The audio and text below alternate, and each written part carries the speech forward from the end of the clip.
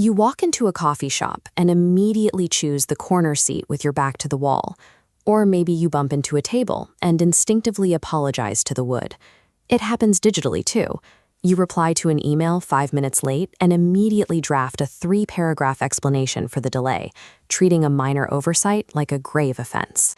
These behaviors are often dismissed. We categorize someone as a chronic worrier or a textbook type A personality, assuming these actions are permanent, inherent parts of who they are. Psychologists look at these habits through a different lens. They study them as potential adaptations, mechanisms that might have been necessary in environments where safety was scarce. To understand our adult behavior, we have to treat these subtle habits as a living record.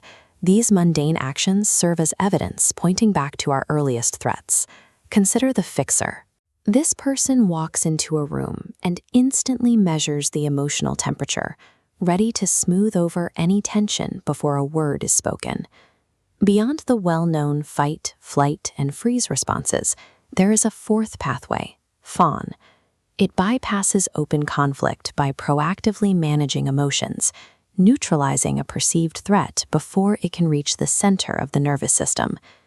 This strategy often develops in homes ruled by a volatile parent. In those environments, the only reliable way for a child to avoid harm is to become an expert at reading moods and keeping the peace. Chronic apologizing serves as a defensive tactic. It is a biological tool used to diffuse an explosion before it can happen.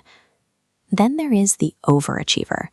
This person struggles to ask for help, refuses to delegate tasks, and treats a minor mistake as a catastrophic failure. This stems from a state called conditional safety. It develops when a child perceives that affection and security are granted only when they perform perfectly. The developing brain absorbs a specific lesson. Relying on others is risky, but self-reliance provides control. Security becomes tied to being absolute and flawless. This loop shows how that lesson manifests in adult life. A perceived flaw triggers a fear of abandonment, which the brain attempts to solve with a spike in compulsive overpreparation. Hyperindependence acts as a barricade. It is a structure built over decades to ensure the person is never left vulnerable to disappointment again.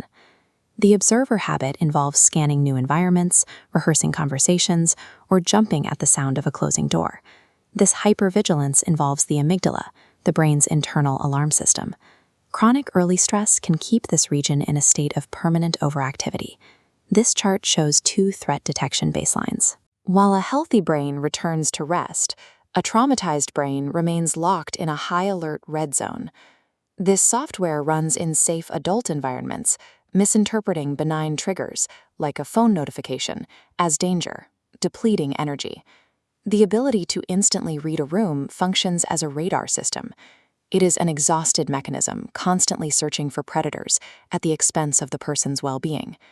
These habits accumulate over time. They affect physical health, complicate adult relationships, and disrupt internal stability. Acknowledging these patterns requires a shift in perspective. These shields functioned exactly as they were designed to. They were the tools that kept a child alive. The body can continue bracing for a conflict long after that war has ended. Progress involves a new way of looking at ourselves. We move away from asking, "What is wrong with me?" and look at the history of what happened to me. Healing begins when we recognize that the biological armor is outdated, finally giving the nervous system permission to rest.